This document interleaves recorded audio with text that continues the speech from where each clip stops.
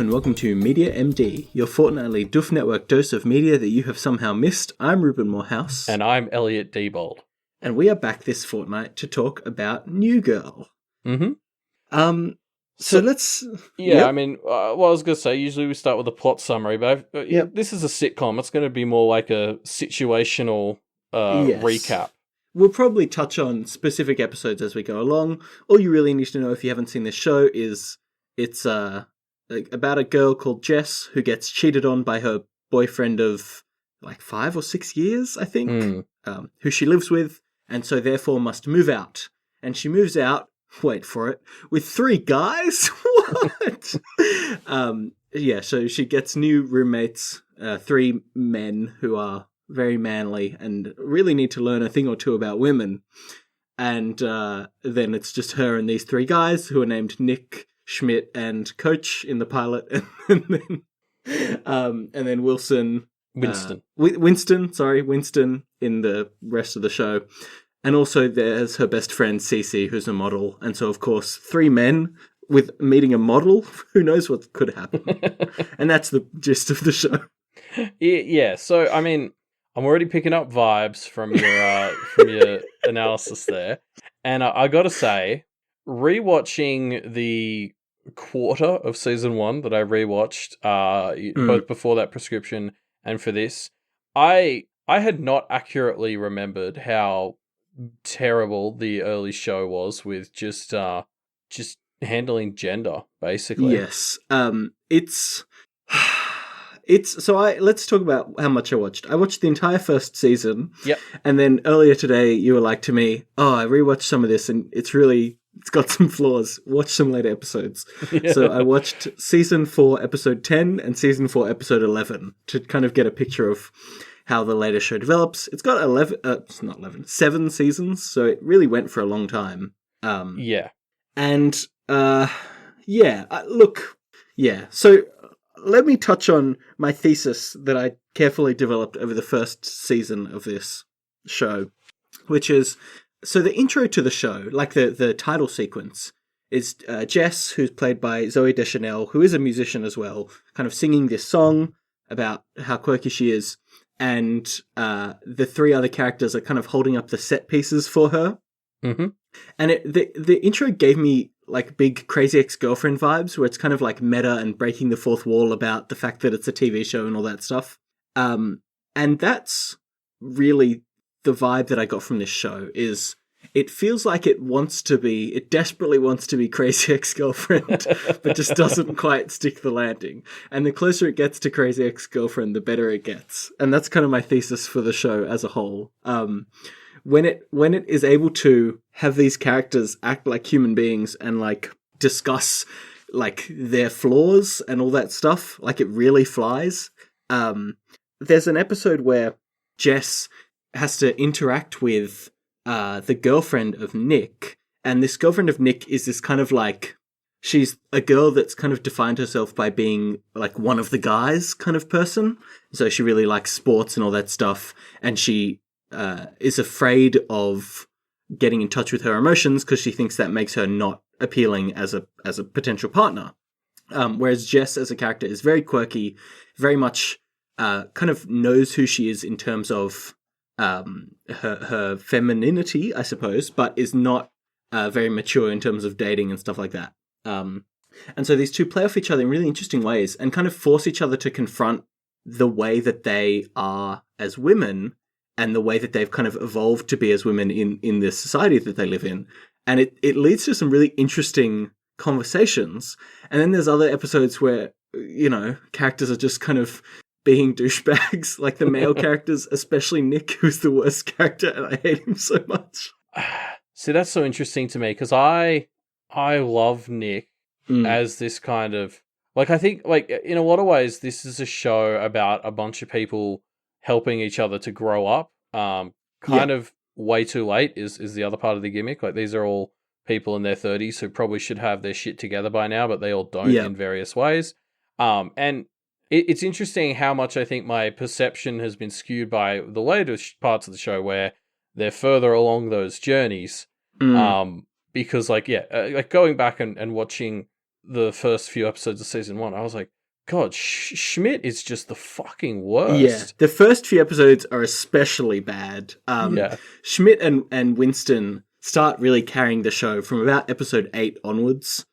Because they seem to be more self-aware of their flaws. Schmidt is kind of a bit of a womanizer, but actually also is like, he loves cooking and cleaning and stuff like that. And he's made fun of for it by some of the other characters, but he seems very confident in, like, he is both kind of masculine or hyper-masculine sometimes, but also very comfortable with the fact that he likes to cook and clean and all this stuff. Yeah. And so he really kind of leads the way as, actually, you think he's going to be the biggest douchebag at the start, but then he almost immediately becomes the most mature character, and I quite liked that pivot. I think something that the show does more and more, and I think it doesn't land at the start because they're not open about this is where it's going, but like almost all of the overly masculine things that the guys are doing are usually coming from places of insecurity. Like the bits where they're playing up, like, oh, I'm such a buff dude or whatever. It's always coming from a place of some form of insecurity, and Schmidt's obviously comes from the fact that he used to be overweight,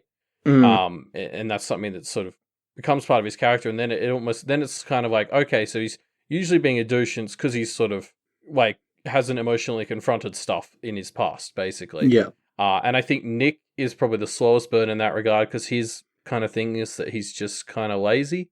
He's a bad person, and I really dislike him. I really dislike, from the start of the show, it's setting up that Nick and Jess are meant to end up together. And I don't know if they do or not. They don't in season 1. But it kind of, there are a few beats where Jess will say something like, oh no, but I met you, Nick, and so now I'm kind of on the right path. And watching that, I'm just kind of like, what the fuck, Jess? Like, he has only made your life worse in the time that you've known him. You keep thinking that he's improved your life somehow, but really he's just again and again let you down. I don't know why. I just don't know why they put up with him. I really dislike him.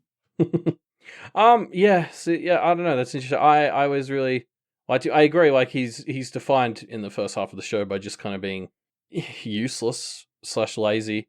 And he kind of gets there, but I don't know. I always kind of found that kind of lovable. I mean, obviously at times it's a problem. That is the point. But a lot of the time I kind of found it like, that's just him. And sometimes it's funny. I don't know. I don't remember hating it as viscerally as you seem to, I guess.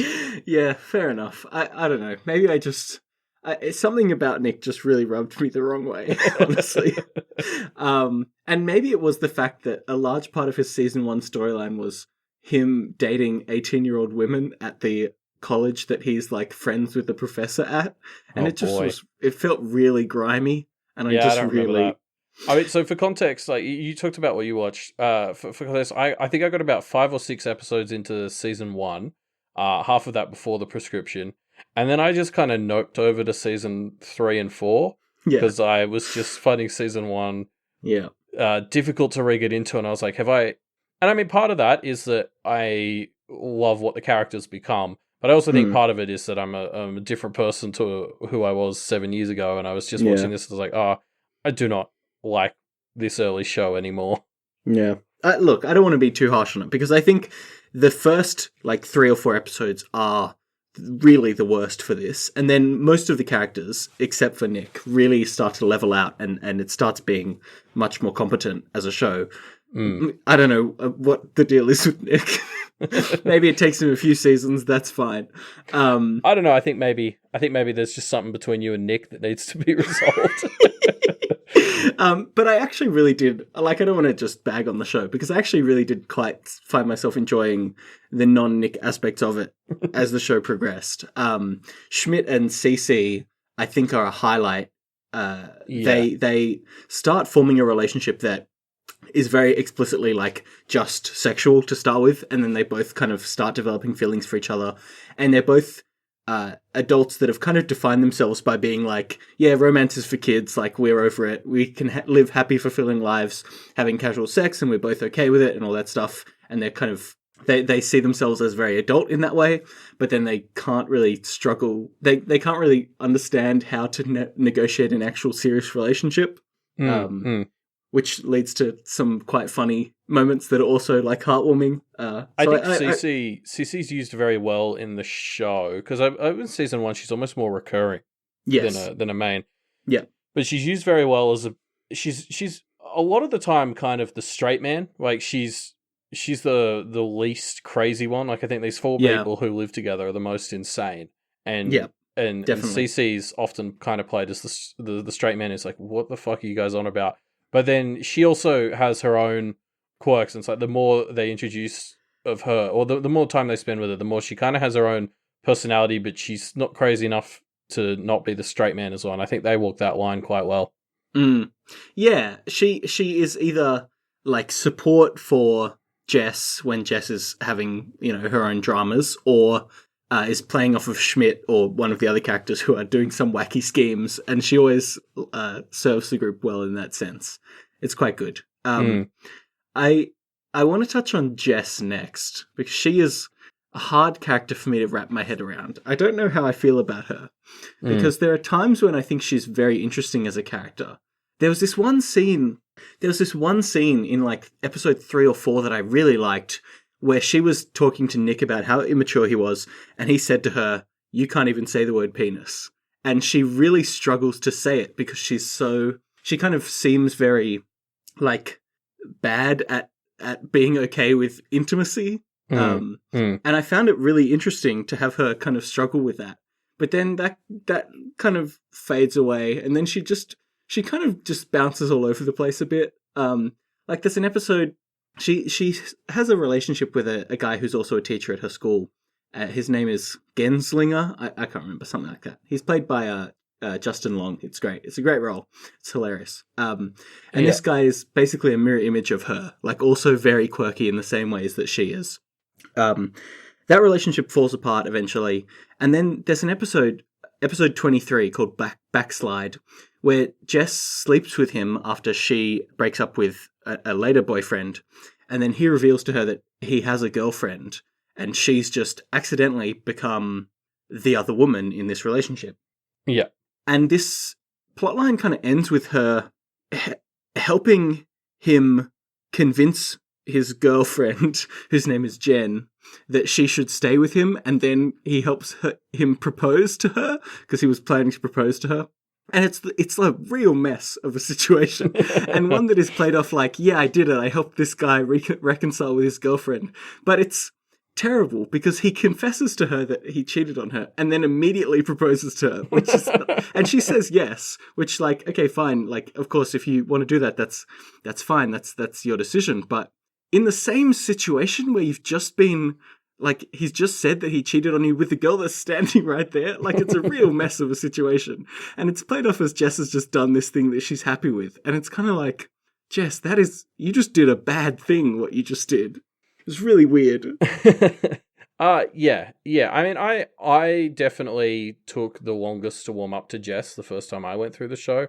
I would have summarized my old feelings for her as like she alternated between, I agree, she had some real good genuine moments as a character, but then often I felt like she was the least kind of three-dimensional of the characters. Like sometimes, yes. It felt like there were a lot of episodes where they would just lean on, hey, look, she's quirky and random. She's doing a quirk, yeah. Totally. Oh, look how random she is. And I think they got better with that going forward, but like I agree that there's like, you can tell that there's a really interesting character underneath, and they're just not using it as much in this first season. Yeah, I don't know what it is. It kind of... and maybe it is just a product of sitcoms being different 7 years ago than they are today. Like, if this TV yeah, exactly. Totally different, yeah. Like, if this show, instead of having a 24-episode season, had a 12-episode season, for example, I feel like they wouldn't just be like, okay, now let's do an episode where, whatever, it's some random thing that they need to deal with, and it's just some random quirky situation, and it doesn't really have any impact on anything. Because there are a few episodes like that, and that's fine, because that's what the format was in, 2008.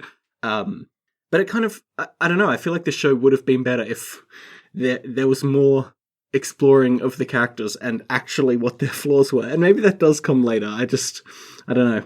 Yeah, I think it does. I think maybe, not so, like I guess, I think the gold standard to compare this sort of thing to would be the first 3 seasons of Community, which I think managed to fit in 20-something episodes a season and kind of feel like everything was moving forward. Yeah, exactly. And I don't know enough about the production of this show. It could be interesting to look at who wrote each episode and just maybe see if it was sort of the way the writing room was structured. There was people who leaned towards certain characters over others, and that's why some characters fell flat in some episodes or whatever.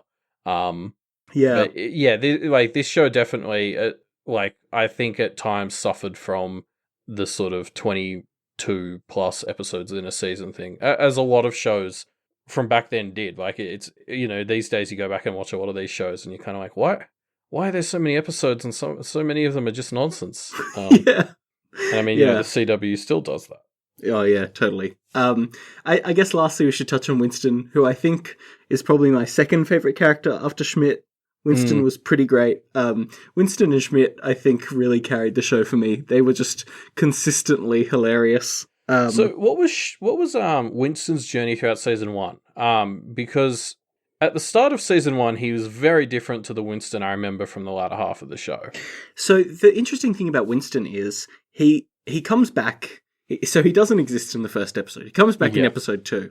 And episode 2 actually is a better pilot than episode 1, so I don't know why they even bothered to keep episode 1. Anyway, he comes back and he kind of is struggling to settle back into his life. I'd say the 2 things that happen to him in season 1 that kind of define his arc are, 1, he has to get a new job because he's been playing professional or semi-professional basketball in Latvia, I think, for 2 years. Yeah. And he's struggling to readjust to American life and having a job. He kind of is temping for a while, and then he becomes a nanny to a kid for a while. And then he becomes like an assistant on a sports radio program. And it leads to a few interesting situations, and it has him struggle with the concept of, well, who is he now that he's not the thing that he defined the first half of his life as being? So that's quite interesting to me. And then the second thing is he comes back and he tries to hook up with his regular booty call before he was away. And this girl has moved on in the 2 years that he's been gone. And he kind of realizes that he really has feelings for this girl and has to win her back. And so he goes through this process of struggling to reconcile who he used to be, this kind of like jock athlete who wasn't even really that good, but just was able to coast on that because he was good enough.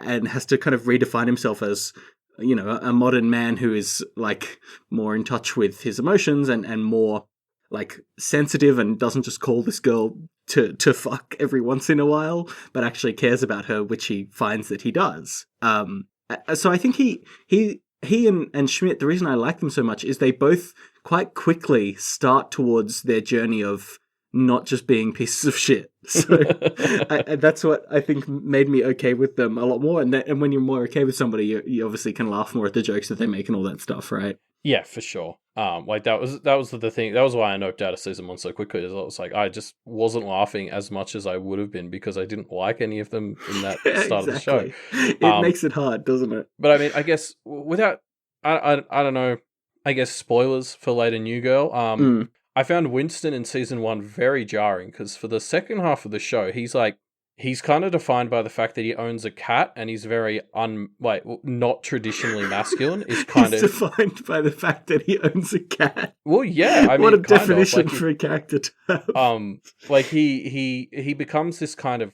old cat lady, basically. Like that's sort of what he is in the second half of the show. Okay, and he's great. But it was just watching the start of season 1. And he was like this basketball jock, and I was like, have I hallucinated the last 4 seasons? Like, what the? It was a very, Winston is definitely the one who, in the start of season 1, I was like, that is not at all the character that I have been picturing. Strange. He's very different in the second half of the show, and a lot better. Did they introduce in season 1, like, Winston's pranks? No. Okay. What? Is he defined by having a cat and being a prankster? I mean, yeah, kind of. Okay, there you go. Yeah, so look, this is a 7-season long show, so obviously they have to play around with the format a bit. Yeah. But I do think that, I don't know, I could feel it getting better, and I could feel the characters growing on me as I watched the show. But having said that, it doesn't feel... I think my main problem with it is it made stabs towards saying things every now and again, but it never really felt like it wanted to deal with anything that strong. Like I compared it to Crazy Ex-Girlfriend at the start because that's what I felt like it wanted to be when I was watching it. It wanted to explore, like, it's a show about gender politics and gender relations, right? Like, that's really the thing that drives, I'd say 60% of the episodes, is, you know, like war, battle of the sexes kind of stuff, or you know, how men and women have different kinds of friendships, or all that stuff. And it made stabs towards making points about this that I actually found insightful on the occasion when it went far enough to kind of coalesce what it was saying into an actual point. But it felt like it shied away from doing that a lot as well, and it made me feel like I just wanted to watch Crazy Ex-Girlfriend, which does the same thing but does it more brazenly, you know? Yeah, no, I get that. And the music is better in Crazy Ex-Girlfriend. Yeah, the theme song for New Girl is always one of my least favorite parts. I don't know. I liked it. There were parts of it that I really did like. I just felt like it just wasn't going far enough. It felt too couched, you know? Yeah, that's fair. I mean, I think that is just a symptom of what network TV was like, maybe a bit more back then. Like, I guess, because I'd compare it to Brooklyn Nine-Nine. I mean, this is, I guess, a bit of a tangent, but like the later season of Brooklyn Nine-Nine kind of got way more statement-driven, I think, than it used to be. Yeah, and totally. I quite liked that as a bit of a change. I think like sometimes it maybe carried the show a bit too much, but overall I thought it was sort of a positive change. And I'd be interested now to jump back in like season 1 of Brooklyn Nine-Nine and see. Like I kind of feel like it was just a goof show back then. Yeah, it's interesting. It's an interesting kind of trend, right? Because it happened with The Good Wife as it turned into The Good Fight. It obviously became much more political. Yes. Orange is the New Black as well had a similar thing. And I really like it. I really like the politicization of these shows because it kind of, I don't know, it feels like it's more common for shows to actually want to say things. And I'm totally behind that. Like I can't not get behind that. It just feels much more, I don't know, authentic, you know? Yeah, well, I think like TV, even 10 years ago is when it kind of started to change. But I think back in the day, TV was very much, it was just meant to be entertainment for the large part. Like most TV was just designed to be entertainment where, you know, Futurama used to joke about it, how at the end of the 30 minutes, everything had to be back to normal. Yeah. And that's really changed a lot, particularly in the last 5 years. And I think that's sort of why we're seeing the shift. And now people are actually telling stories, and part of that means that they actually have to have points to those stories. Yeah, exactly. I wonder what the 7th season of New Girl would be like, and I kind of, maybe I'll watch a few episodes from it to see how it stacks up. I watched the 2 episodes from season 4, and it was really weird. Obviously, so much had happened. Coach was back. It was really strange. Yeah, so the story with Coach is that they obviously had him in the pilot, and then I think the actor got a job. I think he was there was some show, people have been telling me to watch it. It's called Happy Endings, I think. And he got a lead role in that. So he sort of left, and, you know, between the pilot and the show going to series, he left. So they replaced him with Winston. And then obviously I think Happy Endings didn't last very long. And so they sort of just brought Coach back in. Sure, why not? And yeah, I don't know. It works out eventually, but Coach kind of re-goes through the whole thing where when they first bring him back in season 3, he's just a complete arsehole again. That was one of the bits I jumped back to, and he came back in. I was like, oh, shut up. And then, eventually again, he softens up, and they start to break through the kind of overly brutish facade he's putting up. But like it's a show that definitely kind of evolves the characters a fair bit, I think. Yeah, interesting. Maybe I will jump into it in season 7 and see how it goes. Yeah, I don't know. I feel like there are nuggets of good characters in there, and just, especially Nick, and to a lesser extent Jess, they just didn't land it, you know? Yeah, well, this is very much a show that's driven by those characters. So I can, like, if they're not clicking for you, then it's definitely not going to work. And like, watching this again, I think if I sat down to watch season 1 of this today, I would not have watched the rest of it like I did. Like, I think I must have been a very different person. back when I first popped this on, because I obviously fell in love with it, and I like what the show becomes, but it's got a pretty rocky start that I'd forgotten about. I want to read out some lines from my notes, because I was taking notes as I watched the episodes, as I sometimes do for stuff like this. I'm going to start off with my notes for Season 1, Episode 18, Fancy Man Part 2. Here we go. Nick is a horrible character with no redeeming qualities. And then for the next episode, yeah, it was good. Non-eccentric episodes are the best. Then the next episode, it was okay. And then from the next episode, yeah, it would have been fine if Nick didn't exist. He's the worst. I'm sensing a theme. Yeah, there's an obvious theme here to my reaction to the show. Anyway. So one thing we haven't quite talked about, that I think we probably should, is obviously the style of comedy. Yeah. Because I think I'd be interested to hear your opinion on how the jokes went for you. Yeah. Because there's obviously some very specific devices that they use a lot in this show. Yeah, so I think you mentioned in the prescription a few things. You mentioned that they do the quick cutaways that feel kind of Family Guy-esque, I think you put it. Yes. I'd agree with that. I think that's a fair description. And those worked for me quite well. It really does help land a punchline for a joke. Somebody will make an offhand comment that's got a little bit of kind of intrigue to it, comedic intrigue, and then they'll really sell it with the quick cutaway. And I think you also mentioned the style of comedy feeling different, and I really felt this as well. Like, it wasn't that it felt like British, although it was kind of that. It just kind of felt different to a different American sitcom, right? It felt different to a standard American sitcom. Kind of, maybe I'd describe it as Community-esque or something like that. Just a bit. So I think I compared it to Community, and I don't think I was very clear on this when I listened back to the prescription. Community to me has a very unique style of humor, and I think New Girl as well has a unique. I was meaning to compare them in the sense that not that their senses of humor are the same, but as in they both have a sense of humor that feels quite unique to the show. Yeah, I think that's right. It does feel unique. It feels like they'll often go to places that are not really wild, but just kind of different, that are quite nice. Like, there's an episode where it's usually, it's got a plot and a B plot for most episodes. It's a fairly standard sitcom structure. There's an episode called Bells, which is season 1, episode something, I don't know, 7, I think. And I actually, in my notes, have written that I didn't like this episode, but there's some stuff to it that I did like. It's an episode where Jess is teaching like a group of kids, like troubled kids, how to play bells, like as an instrument, bells. And it turns out Winston's just a natural prodigy at this, and so he helps teach the kids. And it's just a weird plot.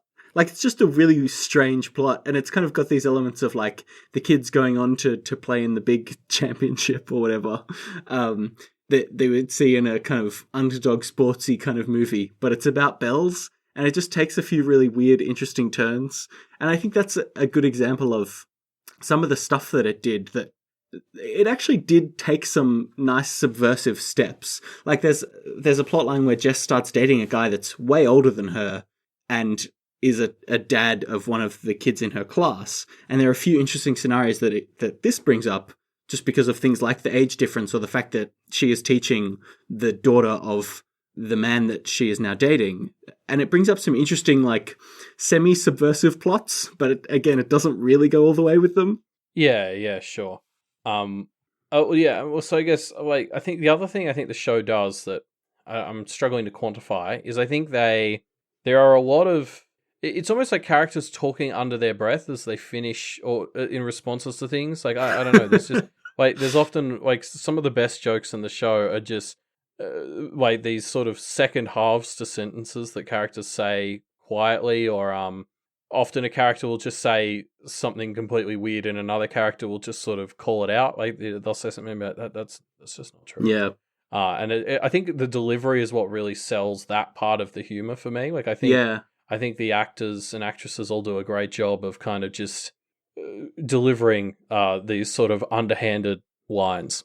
Yeah, I actually think the actors are all doing relatively well. Even Jake Johnson, who plays Nick, I kind of was struggling to reconcile my thoughts about him. And then I realized he also plays old Peter Parker in Into the Spider-Verse. Yes. Which is basically like what it would be if Nick was Spider-Man. And it kind of really coalesced to me, like, actually, I really, really liked his performance in that movie. And he's playing the same character here. And so it kind of feels like he is actually capable at doing what he should be doing as an actor. And the thing that I dislike about Nick is just the situations that he finds himself in, I guess. Yeah, I mean, when you really, really, really hate a character, that's often just as much a testament to the skill of the actor or actress as it exactly. is if you really, really love a character. If they can really just make you hate this person, they're probably doing something right. A classic Joffrey, you know? Yeah, exactly, exactly. I guess that's all I have to say about the show. If rating it out of 10, I think I'm going to give it a 6. Okay. And it's because I wanted it to fly, but it just didn't get there for me. Like, there are things about what it was trying to do that I really liked, but it just didn't feel like it went far enough on them. Yeah, I think that's fair. Like, rewatching bits of season 1, I think that's a very fair statement. Yeah. So Elliot, is it my turn to prescribe something this week? Well, it would be. But we're doing something a bit different. Good, because I don't have anything planned. We're doing something a bit different today. We got a listener suggestion for an episode that neither of us had seen it, and it really piqued our interest. Yeah, so we haven't really thought out exactly how this is going to work. We're kind of winging it, which is really the ethos of this show in a nutshell. It's on theme for this prescription as well. Yes. So we had one of our patrons reach out to us, Tim_the_enchanter. That's definitely how that's meant to be read. And they have recommended Cabin Pressure to us. Yeah. And maybe I'll just read out their little one paragraph description of it, which really enticed us to want to talk about on the show. Yes. So, MJN Air is a single-plane charter airline owned by the penny-pinching Caroline. She employs a safe pilot, Martin, played by Benedict Cumberbatch before he was big, as captain, and a good pilot, Douglas, whose respect for the rules is rather inconsistent, as co-pilot. Her common-sense devoid son, Arthur, played by John Finnemore, serves as the steward. The four main characters all ping off of each other brilliantly with generous lashings of sarcasm. So thanks, Tim, the Enchanter, for bringing this to our attention. And if you want to prescribe us something, just as a quick note, you can do so by going to our website, mediamdpodcast. There's a little microphone symbol where you can record some audio and send it in, or send us an email. Yeah. So obviously we got this email from Tim, and we both read that and was like, yeah, okay, this sounds good. Totally. I mean, you had me at Benedict Cumberbatch. I think this is a great concept for a sitcom as well, especially for a small cast of characters. To have them stuck on a plane all the time, I think that's a really good idea. We should touch on the fact that this is a radio comedy, right? So there's no visuals here; it's all radio voices. Yes. I do like the premise because obviously they have guest stars that come in and out for episodes as well, playing presumably people who are like passengers or managing cargo or whoever, who knows what. Yeah, exactly. I think that's a really good formula to set up. I've never listened. In fact, I'm not going to lie, I wasn't fully aware that they had radio shows like this. I mean, obviously, so I've listened to podcasts over the last few years. I haven't listened to a full-on radio show, so I'll be interested to see if pre-podcast. Well, I'll be interested to see if there are any differences, or if it feels any different. I think probably not. But it is interesting. I've never listened to a radio show before, so I'm kind of keen to check it out. Yeah, we should have rung the new media alarm.